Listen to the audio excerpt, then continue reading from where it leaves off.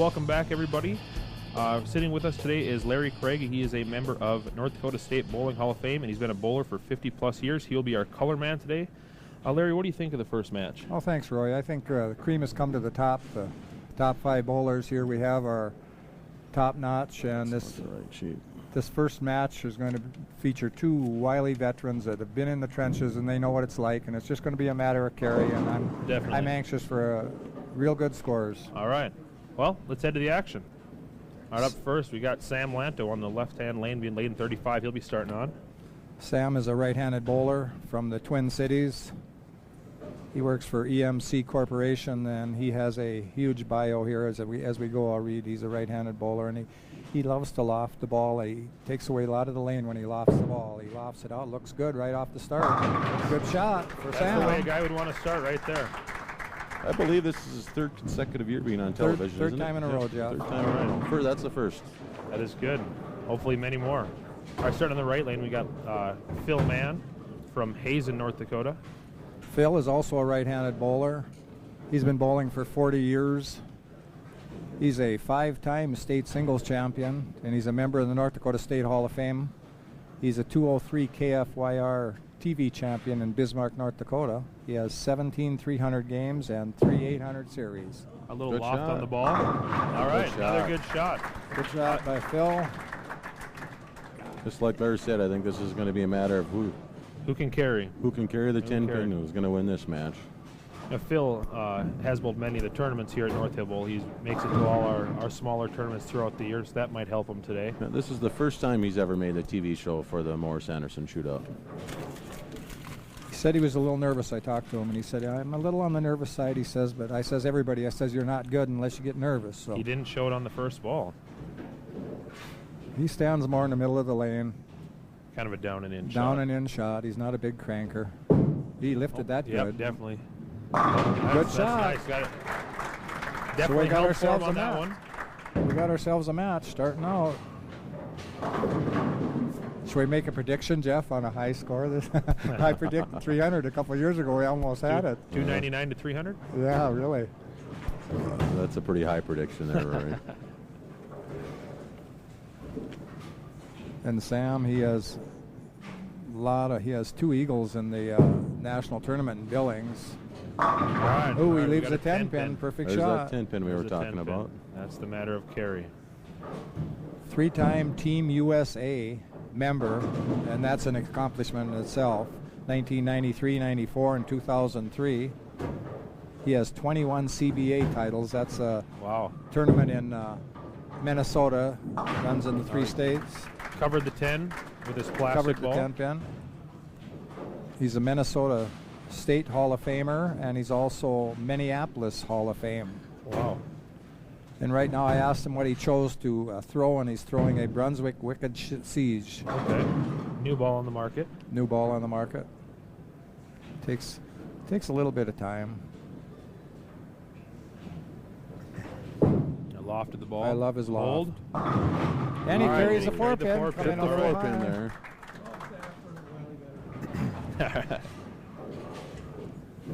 All right, so he covers the spare with the strike. We got Phil Mann on 36.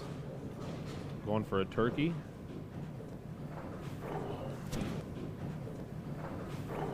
Phil Mann's ball of choice right now when he was warming up is a Columbia Perfect, what is that, Rory? Perfect Rival.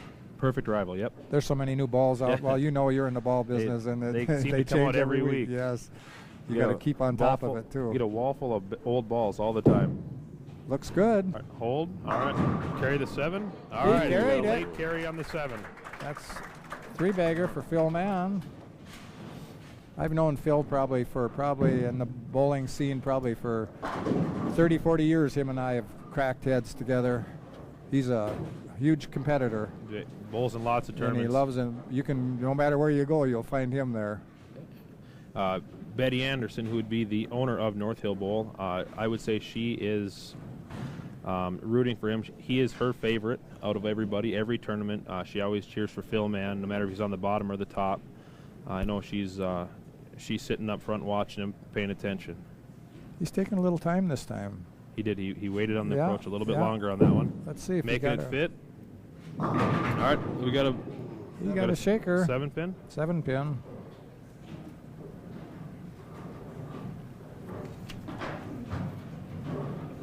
Phil has 17 300 games and he has 3 800 series.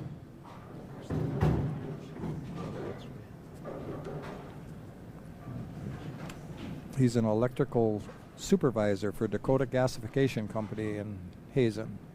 They tied yesterday. Yesterday. He'll go across. Oh, I'm sorry. He'll go cross alley on the spare with a hard ball. Poly ball. Yesterday, Sam and Phil actually tied for ninth. In the first day of qualifying, they tied ninth with a 16.95.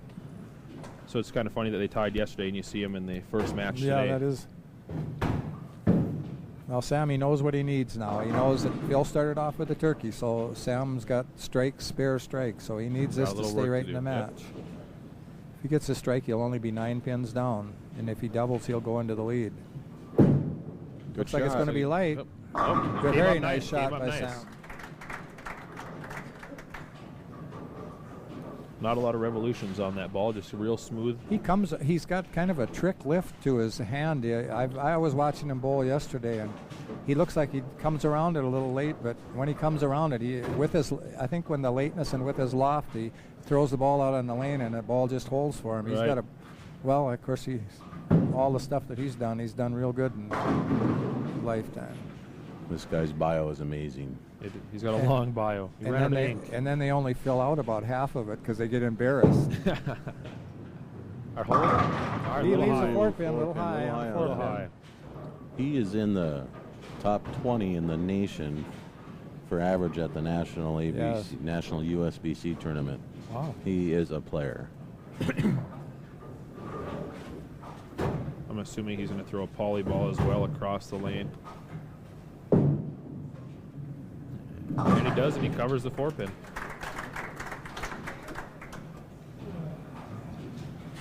Pretty much have a 10-pin match here. 10-pin match, Jeff.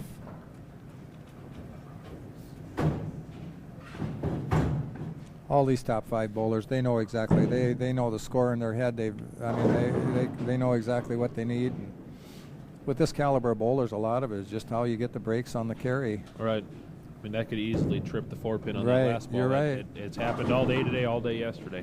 Both bowlers have hit the pocket on every shot. Yep. All right, little light. He gets a shaker strike. 99, exactly 10 pins. Phil has a little, when he comes on his backswing, he brings his elbow back in a slightly bent position, but he's learned to bowl with it, and that helps his loft also. So he's just learned to bowl with it. It reminds me of an old bowler, Don Carter. That's old school. That's years ago, but he used to come back with his elbow like that. And it's not taught to a lot of the bowlers or a lot of the kids nowadays, but he's learned to bowl with it. And he comes around his ball so hard when at the backswing. Watch how he comes down with his ball. That ball is rotating sideways the whole time down the lane. That's right, Rory. See how he lifts it up? Yep. His arm comes straight up. And he leaves a 10-pin. 10-pin on that one. A little bit of shine on his ball, which is going to help prolong the length of that ball, but it gives a little more snap in the back end, and that's how he has always bowled. It's just pretty much straight up like 10, 15, and just a little break in the back end. He hardly ever gets in trouble. All right, grab his poly ball for the 10-pin. Move left. Everybody watching, shoot at the single 10-pin, move left, and shoot cross alley. Shoot right over 3rd or 4th arrow. Right at it, straight on it. Oh, there we go. Another 10-pin, another spare. Yeah. I asked Sam, we were talking about his bio, and I says, just give me a rough estimate, because he didn't want to answer me. He has 45 300 games, and he says, I says, well, how many 800s have you got? And he says, well, about 30 or 35. So. Wow, unbelievable.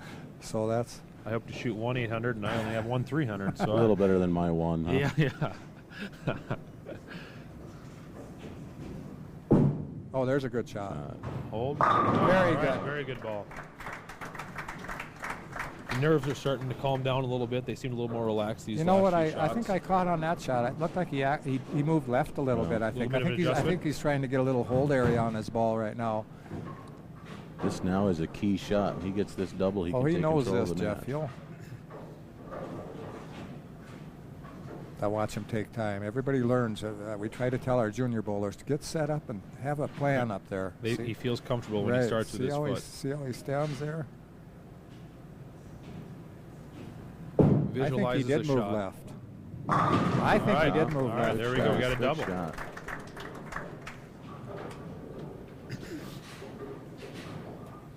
Every ball's been in the pocket. Yeah, it's been a good match so far. I mean, Great they haven't match. missed. They got bad bounces, a couple 10-pin, No. 7-pin, 4-pin. I mean, but they're covering their spares, which spares is a huge part of the game. Right. And one thing I like about Phil, I've been around him for a while, is I love his demeanor. He keeps the same demeanor. You don't know if he's bowling all day 290 long. or if he's bowling Yeah, if we 220 bowl a 90, or a it 90. Right, doesn't right, matter. right. Yeah. He gets a little mad at himself once in a while. He might slap himself on the leg or something, but that looks good too. Get up. Ooh, All he right, leaves a another 10 10. pin. That was a little behind the pocket. There he just did it. He just slapped himself in the leg. He did. But now he's telling himself to make the adjustment and pick up the spare and go to the next frame. He doesn't worry about it after that ball. I think Sam went a little bit into the dry, and I think Phil is trying to play a little up where the oil has been moved over.